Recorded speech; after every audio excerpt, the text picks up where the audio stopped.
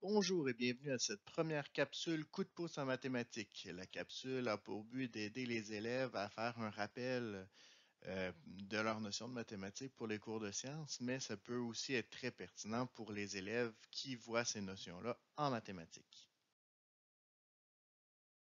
Aujourd'hui, nous parlons trigonométrie, donc nous allons parler des triangles, une notion importante pour les cours de mathématiques, pour les cours de SCT 4063, mais aussi pour les cours de physique.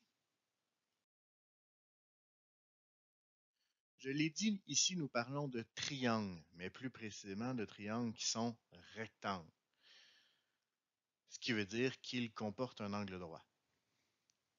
Évidemment, il y a des règles qui vont s'appliquer pour les triangles non rectangles. On va en voir deux à la fin de la vidéo, mais on va commencer par quatre règles qui concernent vraiment les triangles rectangles. Pour faciliter le problème, on va nommer nos côtés et on va nommer nos angles. Donc, on va nommer les angles A, B et C. Ici, l'angle B est l'angle droit.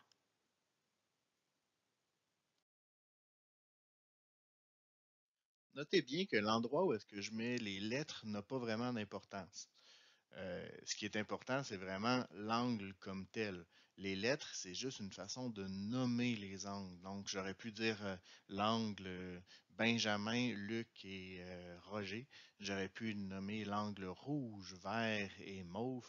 Euh, ça n'a pas, ici, on utilise les lettres seulement pour être capable de différencier les angles et non pour donner une lettre absolue. Ce qui veut dire que le B n'est pas nécessairement l'angle droit, le A n'est pas nécessairement l'angle droit. Ce qui est important, c'est d'être capable de repérer lequel est l'angle droit, par contre.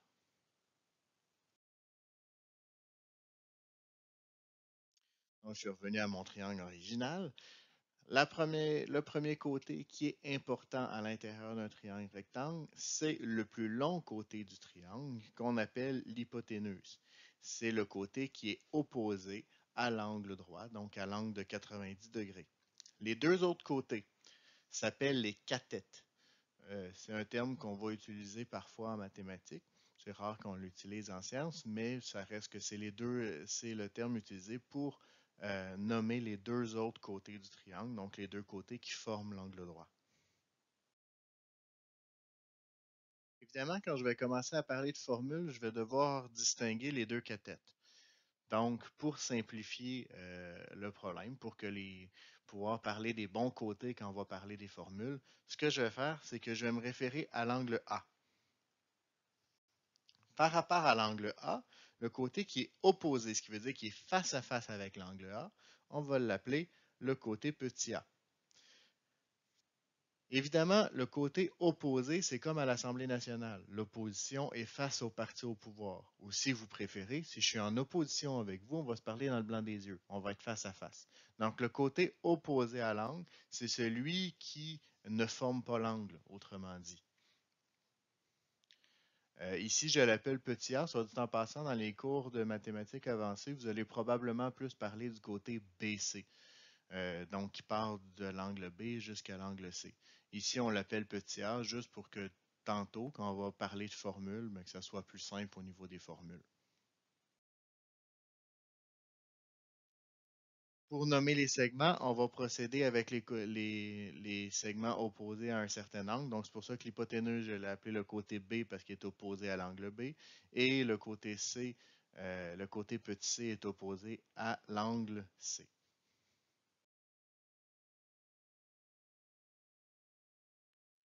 Le côté qui est à côté, donc le côté qui est à côté de l'angle, on l'appelle le côté adjacent.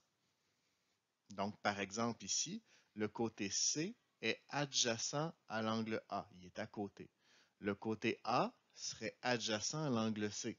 Donc, il est à côté de l'angle C. C'est important d'être en mesure de travailler avec les triangles rectangles parce qu'il y a beaucoup de problèmes écrits qui se règlent simplement en trouvant un triangle rectangle en quelque part. Souvent, ce que je dis aux élèves, c'est si vous êtes pris au piège, si vous êtes coincé, vous ne savez pas quoi faire, cherchez un triangle rectangle. La plupart du temps, vous allez trouver la solution. Donc, le premier théorème qui est en lien avec les triangles rectangles, c'est le théorème de Pythagore qu'on connaît bien parce qu'on l'a vu, vous le voyez depuis très longtemps. Dans le fond, ça dit que le carré de l'hypoténuse est égal à la somme des carrés des cathètes. Autrement dit, ici, on peut dire que b au carré, donc l'hypoténuse au carré, est égal à a au carré plus c au carré, donc la somme des carrés des cathètes.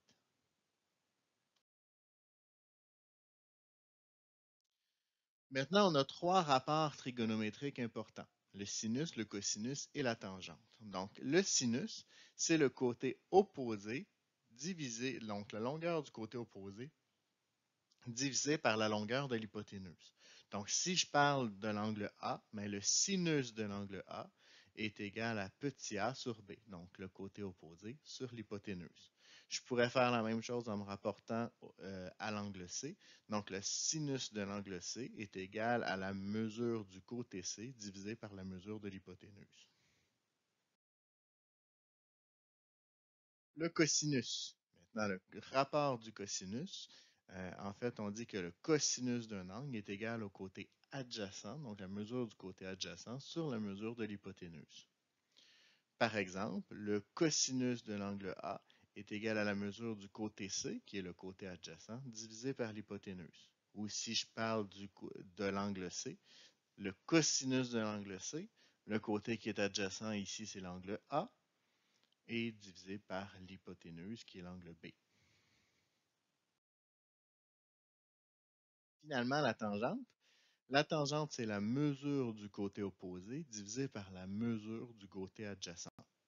Par exemple, la tangente de l'angle A, c'est égal au côté opposé, donc petit a, divisé par le côté adjacent, petit c.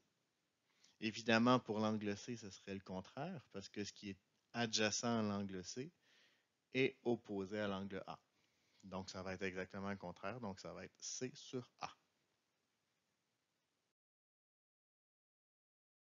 Petite note très importante. Quand vous travaillez avec la trigonométrie, donc que ce soit les sinus, les cosinus ou les tangentes, votre calculatrice doit toujours être en degrés.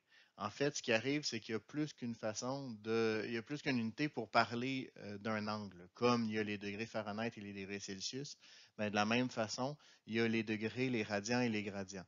Vous devez donc être en degrés, ce qui veut dire que sur le haut de votre calculatrice, vous devriez voir les lettres D, E, G pour degrés. Ensuite, si je calcule le sin de 50, par exemple, ça devrait vous donner la valeur 0,7660 et d'autres décimales. En fait, quand vous faites ce calcul-là, vous devez, pour certaines calculatrices, il faut rentrer le 50 avant le sinus, pour d'autres, il faut rentrer sinus 5,0. Ça dépend de la marque de la calculatrice que vous avez. Maintenant, si vous voulez faire le contraire, donc partir, vous avez le rapport, donc vous avez calculé votre rapport de côté, ça vous donne 0,7660 et vous cherchez la valeur 50. À ce moment-là, je vais utiliser la fonction sinus-1 qui est pour la plupart des calculatrices la deuxième fonction de votre sinus. Et à ce moment-là, je devrais obtenir la valeur 50. Je l'ai faite pour le sinus, c'est exactement la même chose pour le cosinus ou pour la tangente. Maintenant, je vous ai dit que je vous parlerai de triangles non rectangles aussi. Donc, il y a deux lois qui s'appliquent aux triangles non rectangles. La première est la loi des sines. Donc ici, ce qu'on dit, c'est que si je prends le côté opposé à un angle, mais la mesure du côté sur le sinus de l'angle va être la même, peu importe l'angle qu'on utilise et le côté qu'on utilise. Donc, autrement dit, A sur sin de A est égal à B sur sin de B, qui est égal à C sur sin de C. La deuxième loi, la loi des cosinus, elle est plus difficile à retenir un petit peu. Ça ressemble un peu à Pythagore, mais avec un petit quelque chose d'ajouté. Donc, A au carré est égal à B au carré plus C au carré moins 2BC cos A. Je pourrais appliquer la même règle pour n'importe lequel des angles. Donc, je pourrais dire B au carré est égal à A au carré plus C au carré moins 2AC cos B. Ce qui est important de remarquer, c'est que la lettre, dans le fond, le segment qui est au carré correspond au côté opposé à l'angle qui est dans le cosinus.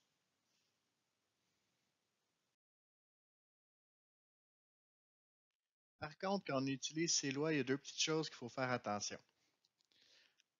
La première, c'est au niveau de la loi des cosinus. On doit absolument respecter ces priorités des opérations. Donc, quand on va vouloir isoler, par exemple, le cosinus de l'angle A, ce qu'on va devoir faire, c'est d'abord envoyer le B2 plus C2 de l'autre côté en faisant simplement une soustraction. Et par la suite, et c'est là que c'est important, le moins 2BC, il multiplie le cos de A. Donc, je vais devoir faire une division pour pouvoir l'envoyer à son tour de l'autre côté.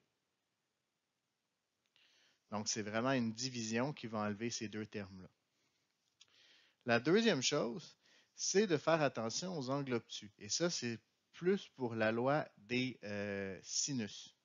En fait, ce qui arrive, c'est que le sinus de 30 et le sinus de 150, par exemple, dans les deux cas, ça donne 0,5. Donc, il y a deux angles qui donnent exactement le même sinus. La calculatrice, elle ne se pose pas de questions. Si on me demande d'aller chercher un angle, il va automatiquement aller chercher l'angle le plus petit des deux. Mais toutes les valeurs ont toujours deux sinus qui lui sont associés. Donc, quand on va vouloir aller chercher le bon angle, quand c'est un angle obtus, ce qu'on va devoir faire, c'est 180 moins l'angle aigu. Autrement dit, les deux angles qui donnent le même sinus sont particuliers, sont supplémentaires. La somme de ces deux angles-là est égale à 180 degrés.